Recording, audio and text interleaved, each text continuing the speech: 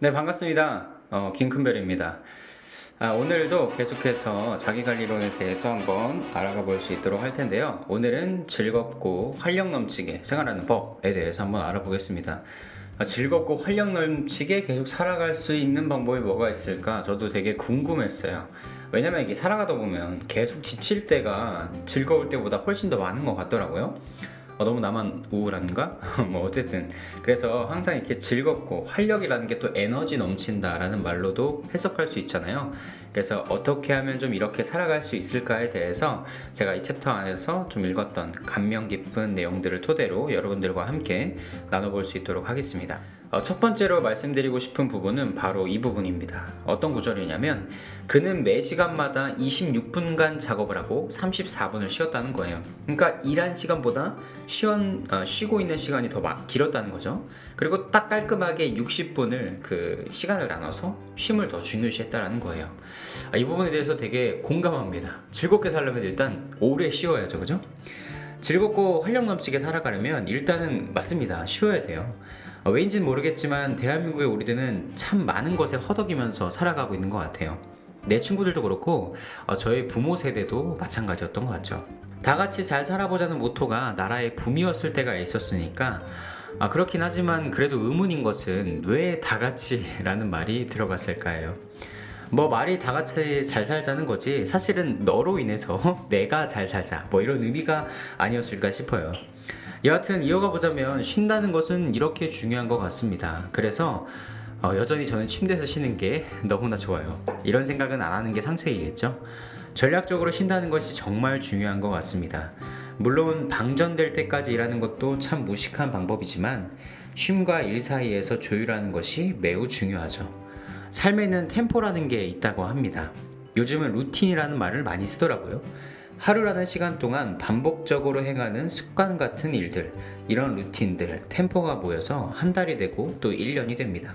이런 일상 속에 자연스럽게 녹아든 나를 위한 쉼의 시간들은 삶을 보다 더 즐겁게 만들어주는 것 같아요. 계획적으로 쉬어간다는 거, 그리고 무엇보다 중요한 부분은 그 쉼을 온전히 보내는 거죠. 다른 사념도 없고, 다른 걱정도 없고, 문제 같은 거 하나도 생각하지 않고, 침대에 누워서 쉬어도 오늘은 괜찮습니다. 내일도 굳이 뛸 필요는 없어요. 방관이 아니라 방치가 아니라 그냥 쉬는 거예요. 그냥 푹 쉬세요. 오늘은 여러분 그냥 푹 쉬는 게 좋은 것 같습니다. 두 번째는 이런 말이 있더라고요. 첫 번째는 생각하는 능력이요. 둘째는 경중왕급에 따라 일을 처리하는 능력이다. 어때요, 여러분? 경중왕급에 따라 일을 처리하는 능력. 제가 아직도 어려운 게 바로 이 경중완급입니다. 10대 개의 일이 있으면 무엇을 먼저 처리하고 무엇에 순위를 매겨야 되는지 잘 모르겠어요. 평소에 해나가는 직장의 업무라면 분량과 순서대로 착착 나열할 수 있을 것 같기는 한데 제 개인적인 일들이라면 어떤 친구의 손을 먼저 들어줘야 될지 잘 모르겠더라고요. 뭐 이것도 좋아 보이고 저것도 좋아 보이죠. 이것도 해야 될 것 같고 저건 더 급해 보여요.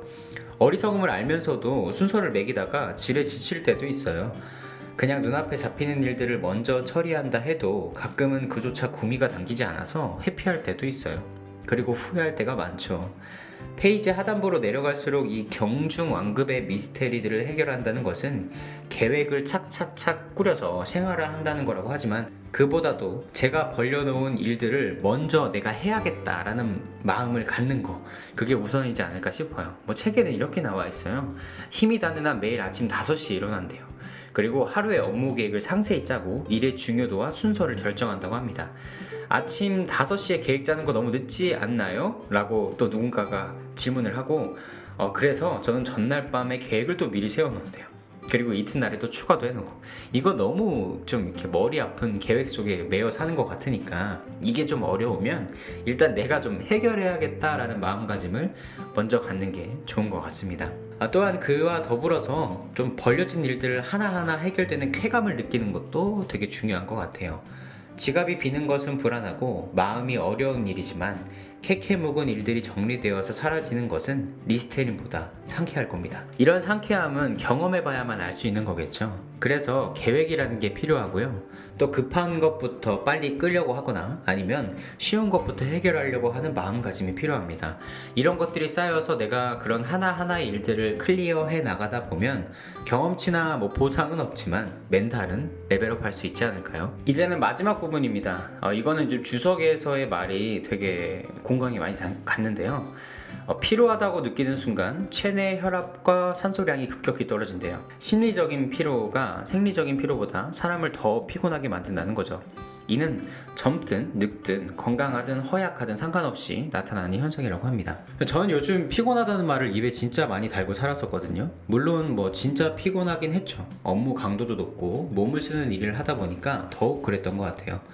날씨에 따라 영향도 많이 받고 그날의 컨디션에 따라서 퇴근하고의 몸 상태가 많이 달랐습니다. 뭐 무조건 피곤했죠.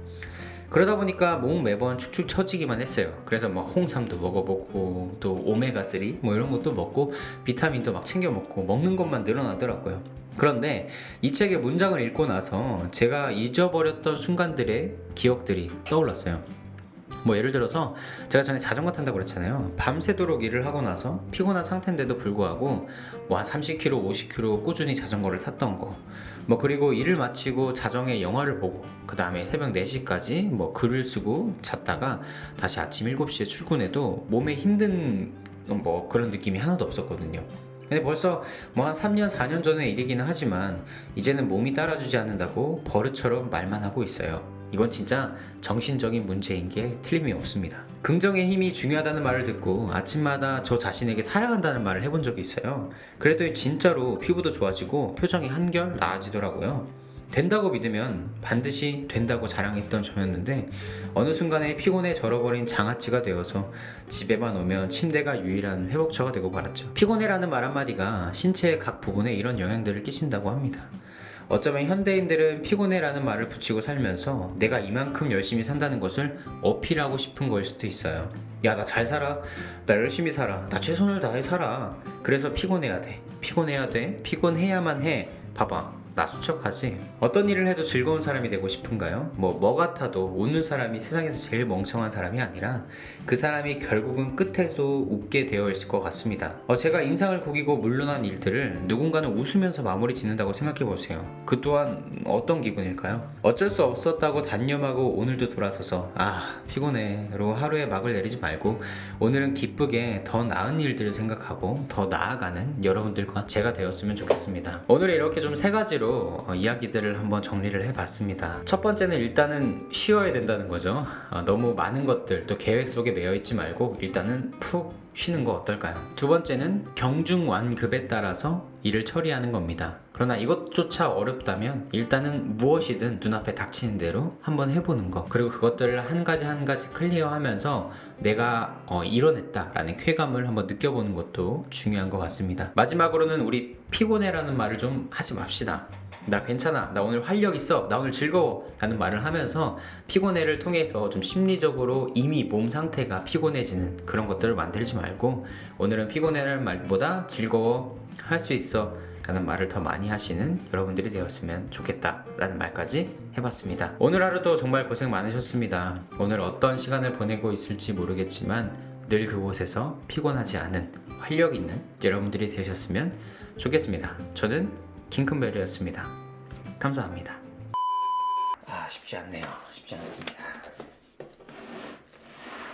이거 뭐야? 이게 왜 과자가 있어?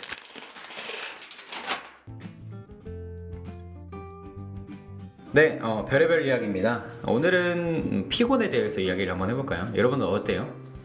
저는 가끔 이런 자괴감이 들 때가 있어요. 막 해야 할 일이 되게 많이 쌓였는데 침대가 너무 좋은 거야. 특히 겨울에 어때요, 여러분? 뭐 저는 이렇게 물론 결혼은 했지만 자녀가 아직 없다 보니까 토요일이나 주말이 되면 되게 여유로워요. 그래서 아침에 좀 늦지막히 일어납니다. 늦지막히 일어나서 침대에서 누워서 유튜브를 한 1시간 봐요. 그리고 나서 이제 더 움직여야 돼. 거기서 이제 딱 끊고 움직여야 돼. 그게 안 되면 계속 이제 누워 있는 거예요. 그러다가 보면 11시, 12시 되고 이제 배가 고프죠. 그러면 이제 일어나서 슬슬 뭔가를 먹습니다. 그리고 나서 뭐 다시 또 뭔가를 하려고 하면 좋은데 뭐 나가거나 그럼 또 할 게 없고 몸이 피곤하다라는 생각을 계속 하게 되면 또 쉬어야 돼요. 그러다 보면 또 눕게 되고 뭐 이런 거 같습니다. 그런 말 있잖아요. 일어서 있으면 앉고 싶고 앉고 있으면 또 눕고 싶고 이런 뭐 자연스러운 그 본능적인 메커니즘에 갇혀 사는 것 같아요. 그래서 저도 이제 그런 시절들을 좀 내려놓고 다시 한번 활력을 찾고 즐겁게 삶을 살아가기 위해서 노력해 보려고 합니다. 그래서 아침에 그냥 눈 뜨자마자 일어나는 연습을 꾸준히 하고 있어요.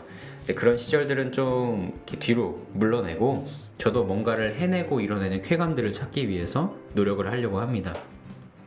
되게 충격적이었어요. 이 피곤해라고 말을 하면 몸이 그냥 바로 피곤해 그 상태로 돌입한다라는 거. 그러니까 파워 오프 상태, 절전 모드로 들어간다는 거죠.